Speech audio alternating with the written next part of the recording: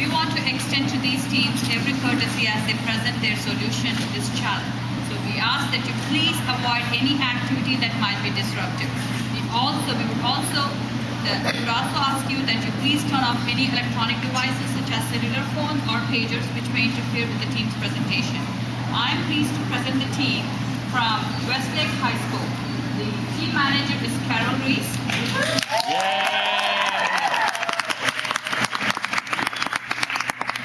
The team has given permission for the videotaping and has given permission for the taking of live photographs of their presentation. Apprisers, are you ready? Bring it on! Team, are you ready? Our bags are packed, our bodies are booked. We're ready for adventure. Let's open the book. Okay, start.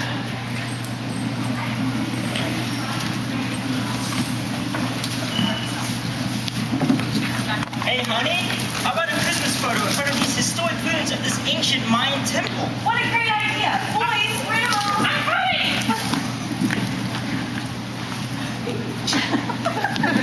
Here we are, on our family vacation to the Yucatan Peninsula of Mexico, land of the ancient Mayans. Hey, boys, make sure you don't go wandering off. I think the tour's about to start. I'm so excited about a new Mighty Mayan action figure. Thanks for buying it at the gift shop for Mom. Oh, of course, Ralphie. You were so welcome. I just love that gift shop.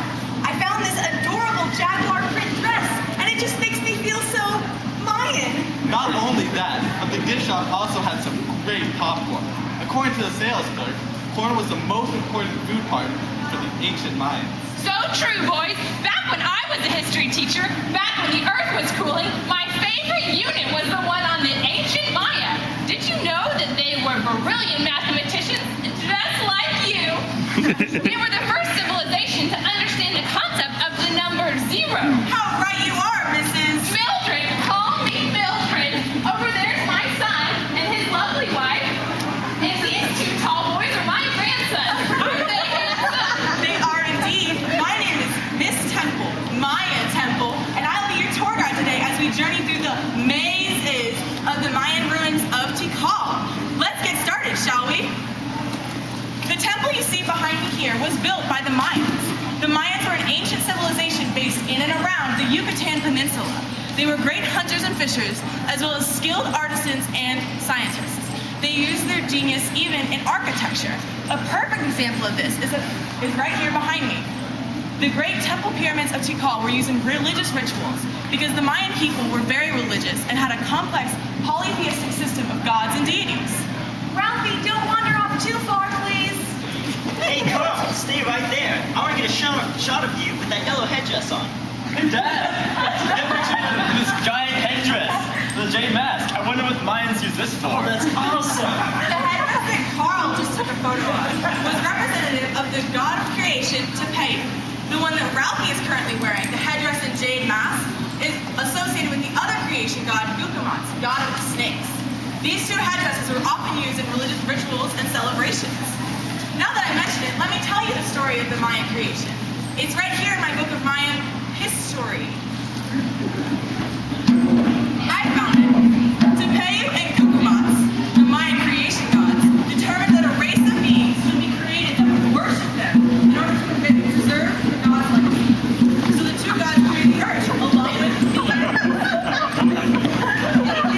not the gods of hope. They were noisy and forgot their makers. Angry the gods. They were banished to the forest. So the gods tried again, making the first man out of mud. These men crumbled in the area's hot and humid climate. So the gods tried again. The next attempt created man out of mud. These men made out of dust, soulless beings who forgot their makers. Thus, they were destroyed by a black rain sent by the gods. In a final attempt, the gods made a man out of corn that was called masa. Because of this, corn, also known to the Mayans as maize, is of great importance to the Mayans. Not only was it believed that the Mayans' main food source was corn, but the Mayans also believed that they were actually made of corn. So wait, let me get this straight. The Mayans believed that people were made of corn? Yeah. That's impossible. Well, I wouldn't say impossible. What do you mean? Even if people could be made of corn, how could we test it? Eat him! Oh wait, I'm just really hungry. Here, have some of Carl's popcorn from the gift shop, honey. Well, let's see. Biologists classify organisms based on common defining characteristics.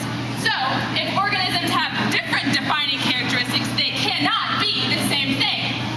But if we could prove that humans and corn have a common defining characteristic, we could say that it is possible that humans are made out of corn.